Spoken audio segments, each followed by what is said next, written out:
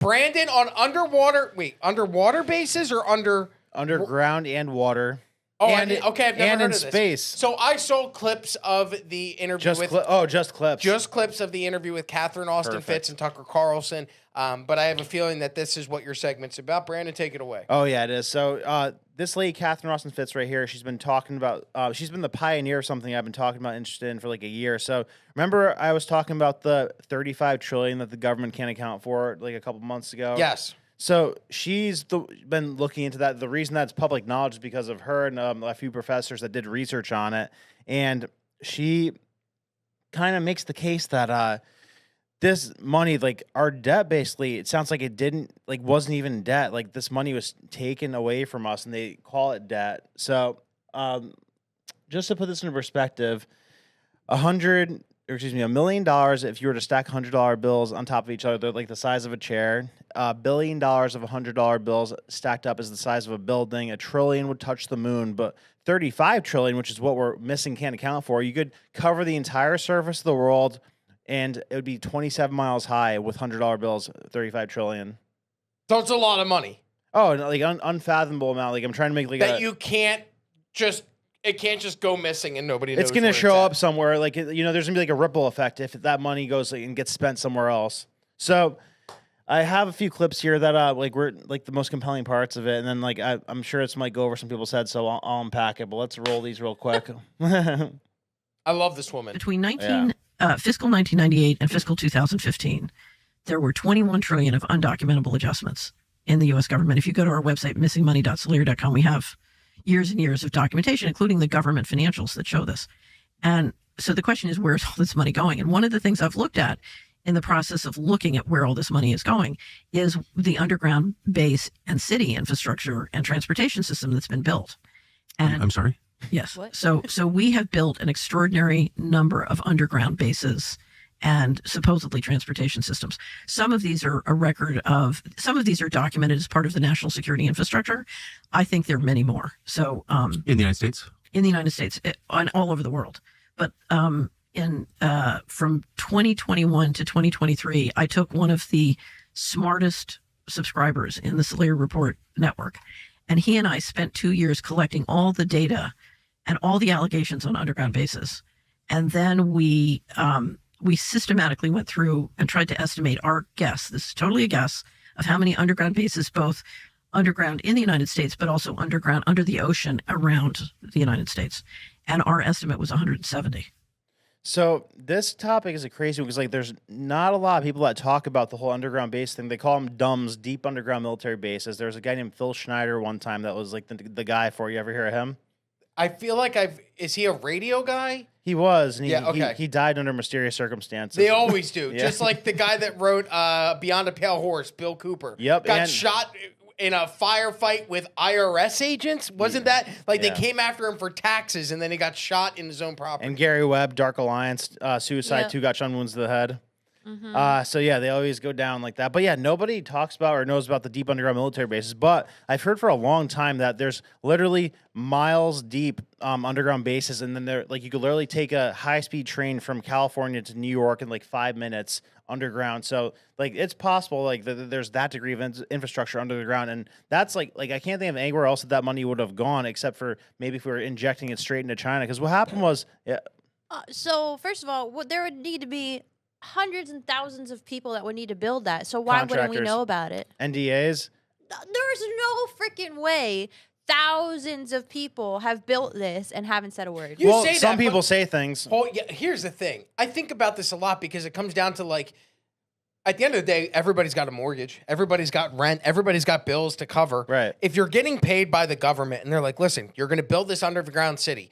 In order for you to stay silent, not tell anybody, we're going to pay you. Yeah. But the second that we find out that you tell anybody, that payment stops. Are you risking life, a future Are you risking Pat signal? Yeah, the pat signal. Are you risking your future livelihood, your future income to tell people about deep underground military bases? Everybody's going to come out and say you're crazy, you're full of shit anyway. No one's going to believe you. So what's the upside? You blow a whistle on something no one's going to believe, and then you end up losing all of the revenue that's going to come your way from keeping quiet? Exactly. Somebody's not going to care. Well, there are people that say things like this. Like Tucker goes on to saying this thing. He's had people tell him in the past before that like they have like built these like mile deep elevators and stuff, and it's compartmentalized. So it's like one person does the elevators, one person does the tunnels, one person does the trains, et cetera, et cetera. So it's not like one person doing the entire job. Have you seen the new show Paradise that came out on Hulu? I think it was. I heard about it. No. Yeah, but they do the same thing, but they build it in a mountain. It was like very 100. But they built it in a mountain, and I stopped watching it because I got mad at the 5th episode. But they built an underground thing in the mountain, and they all run away there. And to your point, they do say like, "Hey, you're gonna be working on this. You're gonna be working on this. It will provide for your family if." Yeah. You keep quiet. And they've done this before. It's called the Raven Rock Mountain Complex. It's known as Site R or the Rock. It is a U.S. military installation with an underground nuclear bunker near Blue Ridge Summit, Pennsylvania. They often refer to it as the underground Pentagon. Yep. The bunker has emergency operation centers for the United States Army, Navy, Air Force, and Marine Corps. And then you got the the Denver airport that went like billions of dollars over budget. It took like way longer to build than expected. Have you ever been to the Denver airport? Oh yeah, demonic. There are these weird paintings. So I went there and visited my friend, and I flew into that airport, and I'm like, let me see how weird this is, or if it's just internet lore. And you start walking around, you're like, these are weird paintings, and there are weird and symbolic things inside statues and stuff. I went there just for the airport. I became aware of Catherine Austin Fitts. Wait, you flew all the way to Denver just to go to the airport? Yeah, and then came back. No, I'm just kidding. Oh, I was going to say, so I became aware of Catherine Austin Fitts in 2020. She put out a documentary called Planet Lockdown. It was at the height of COVID. Yeah. And what she was talking about was COVID being used as a way to control the populace. And at first, I'm like, this lady's full of crap. And then I watched the entire video, and I'm like, wow, everything she's talking about in this video is actually going on. And it started to make me question the actual COVID narrative. And that's when I started going down that rabbit hole. So for me, Catherine Austin Fitts is part of the reason why I got red-pilled. Oh, nice. Like, before that, I was a blue, commie, liberal cuck. Oh. Now I'm a red cuck. I'm still a cuck, but I'm on the opposite end. But it's her that led me down that rabbit hole. Yeah, and she's a serious lady, too. Like, she's not just some random person. She worked for the Housing and Urban Development under George Bush. She works in investment banking. She, does financial management stuff. And so she's a serious lady. She knows what she's talking about. And the reason that this started in 1998, like she said, is because the government fundamentally changed a constitutional law. So before 98, they were required to show exactly what they were spending money on based on what Congress appropriated. But after that, during Clinton, of course, Clinton really pillaged us with a lot of the changes that happened during then. They made it so that they don't have to report accurately what they're spending money on, so they can make all these account adjustments now. So we don't know where $35 trillion went to exactly. And somebody questioned her, and they did a thorough report on it in 2015. And the guy's like, yeah, no, it's 100%. We don't know where this money went. Do you know what the military budget is per year for the United States? $870 billion. $870 billion. Yeah. So, okay.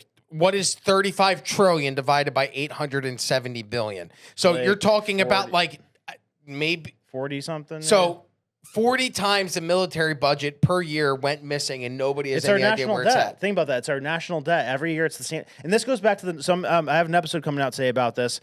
This goes back to the 2.3 trillion that was announced before 9/11. It's the same measurement. Remember that? Yes. Donald Rumsfeld came out on September 10th and said that they could not account for $2.3 trillion that went unaccounted for. And then definitely a plane hit the side of the building where they were doing all the investigations into that. And so that's... Is that true? Yeah. I know that... Okay. Precisely. Okay, that's a complicated question. Yeah.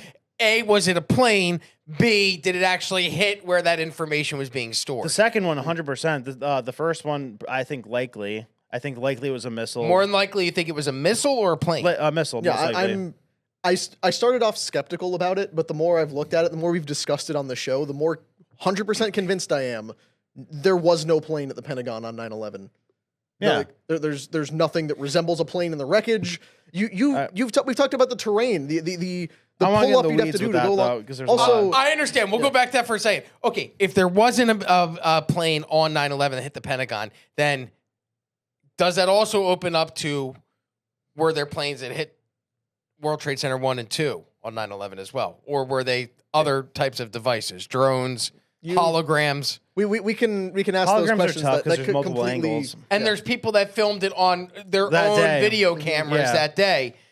Although you So can get that's a tough into one. why the feds rounded up every available video they could find, held it for months at a time, then returned it to the original owners before the people could actually watch what they had Well, filmed. they did the same thing with the Pentagon and the security cameras. They took Yeah. like 90 different. Okay, we're most sitting of off the track. Go back the more to your important military. question though is building the in the why. The more it's the why. So that was like the origin of this problem, and this is what it's turned into. So like that 2.3 trillion is the same thing as that 35 trillion today. So at the time, 2.3 trillion had went where it wasn't supposed to go. Now by today, 35 trillion has gone where it's not supposed to go. Because they've continued to build on that 2.3 trillion that was missing on 9/10. Yeah, and that's our national debt. Okay. So you see what I'm saying here? Yep. That like our national debt wasn't spent towards stuff that like, oh, we need to spend on. It was like taken from us, and they called it national debt. Yeah, and if you want to dismiss the whole notion of massive underground construction and stuff, look no further than the elites that we know are doing this. Mark Zuckerberg is building this massive underground bunker in Hawaii.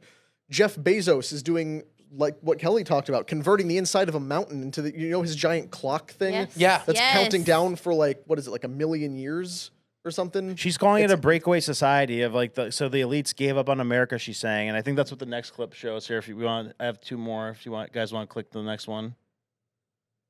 In October of 1997, that's the beginning of the 1998 fiscal year, enormous amounts of money started disappearing from the U.S. government. And literally, by the time of 9/11, there was 4.1 trillion missing from DOD and HUD. And if you remember, the day before 9/11, Donald Rumsfeld stood up and basically said, he did a press conference and he said, there's 2.3 trillion in undocumentable adjustments last year at DOD, and we're missing money. And it's, if you look at the history of the black budget, the sort of secret financing that the government uses for secret and classified projects, that pot of money had grown and grown and grown, and it had become very dysfunctional to try and get that money. Mortgage fraud, I believe, was one of the biggest sources, and that's why what I was doing sort of went into the heart of the problem. But the Patriot Act and that whole process was very successful at moving a lot more money onto the budget. In other words, it made it much easier to get enormous amounts of money for the national security state. So it hid what they did in the past and created the circumstances for them to do more of what they were doing in the future. Because all of a sudden, because there was no Patriot Act prior to 9/11, so that money, you had to be more transparent. Yeah. You can't hide it behind the cloak of, because now, even today, when we ask about, hey, let's release these files. Well, it's a national security issue. We can't do that.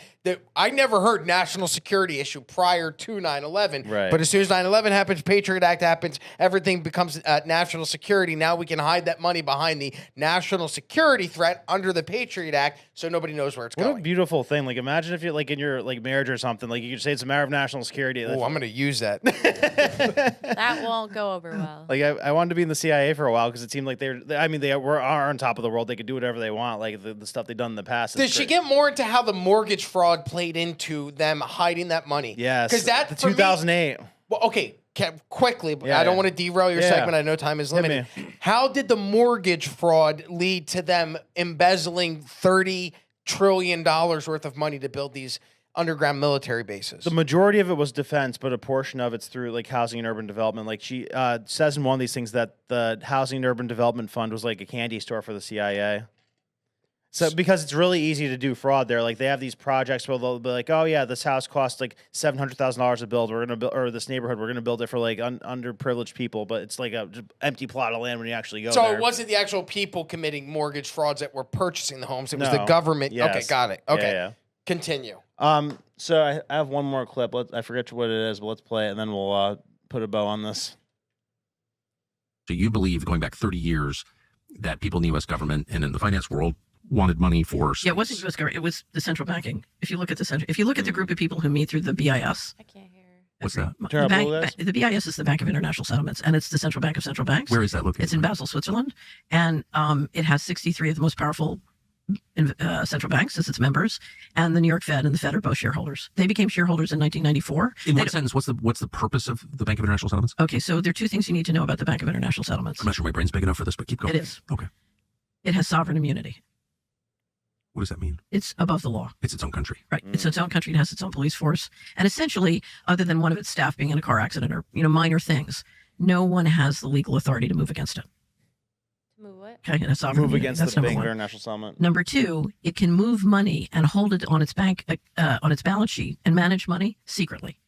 Boom. So if I want to, and I'm grossly oversimplifying, if I want to steal 21 trillion from the U.S. government and park it on the balance sheet of the BIS, it can move it anywhere in the world and it can keep it on its balance sheet secretly. So bingo, you got that? No, I don't. So there's 63 banks working in collaboration with the government to hide this missing money. So No, all wrong. No. All right, go ahead. So you know how we have a Federal Reserve in America? Yeah. Right. So there's a Federal Reserve for the world. It's called the Bank of International Settlements. It's the most powerful bank in the world. Okay. Okay. So she just said right there that it has sovereign immunity. This bank was created right after World War I to basically facilitate international payments, and it's done a lot of dirty stuff, and it has all these special rights. Like it has sovereign immunity the way that a casino does. So it's like its own country. Like nobody can do anything against it. It's in Switzerland, so that's how you know it's serious business. So that's where they're parking the money for the 35 trillion to build these bases. Right, because it's like the Vatican where you don't have the right to look at it, look what it has on its books. So the Vatican and the Bank of International Settlements are the best place to hide dirty money or to hide money you don't want people to see. So if you're building these deep underground military bases, you're obviously, if they are building them, they're building them for a reason. Well, a lot of are provable, but then some are speculative. Well, I've seen the videos of people show it hey, look, this is a deep, there's You ever see Underground Missouri or Missouri Underground? Is that where the trucks go? Yeah. I've seen these videos of where these semi-trucks go and park underneath. And what I've been told is the reason they park underneath is because the things that they have inside the truck are refrigerated. It's colder underground.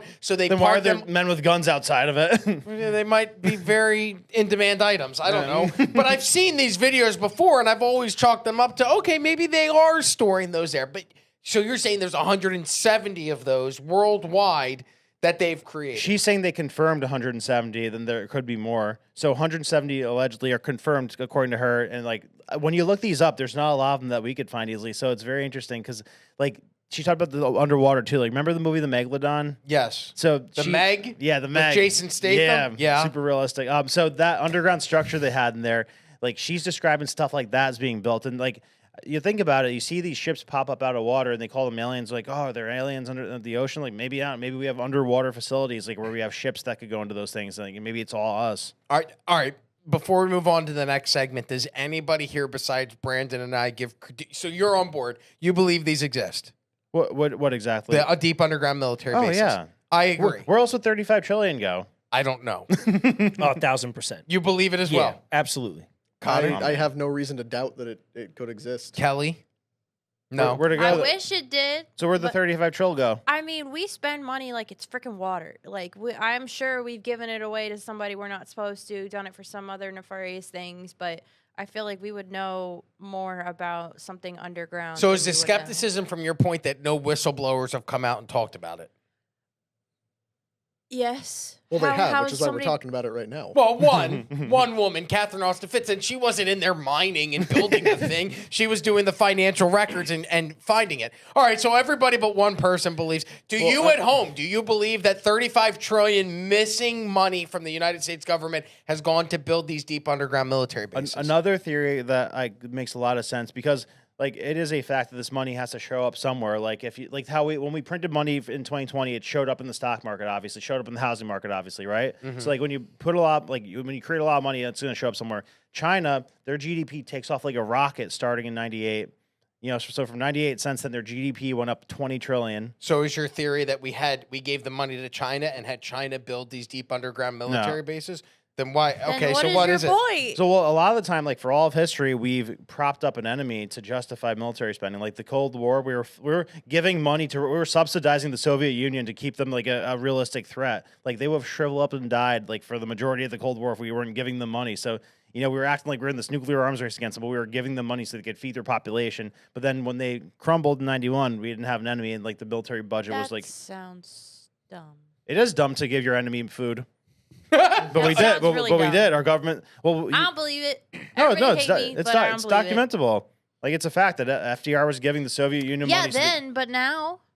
No, throughout the Cold War. Yeah, because the United States would never, in the modern day, give money to both sides of a foreign conflict in order to Did you ever see increase that military spending. Did you ever see that How photo of many the trillions rockets a day? going at the Iron Dome and then the Iron Dome firing rockets back and it says my tax dollars, also somehow my tax dollars. That is the Middle East. But so we need an enemy, though. Basically, we didn't have a strong, realistic threat of an enemy after Russia collapsed. So we need to prop up China. No, Okay, 'cause we beat China. Who's next? The aliens? That's what I'm saying. We beat China. If we beat China. Oh, If we beat them in this trade war. No, we found Or the- it turns into something worse. we found the perfect target in the Middle East, and the problems never end there. maybe But domestic yeah, terrorism. we created ISIS. We backed the Houthis. We prop up basically every foreign terrorist organization that exists in the Middle East because it keeps causing problems to give us reasons to go back there. So if you like this clip, click right here. And if you want to see more like it, click right here. Stay angry, Patriots.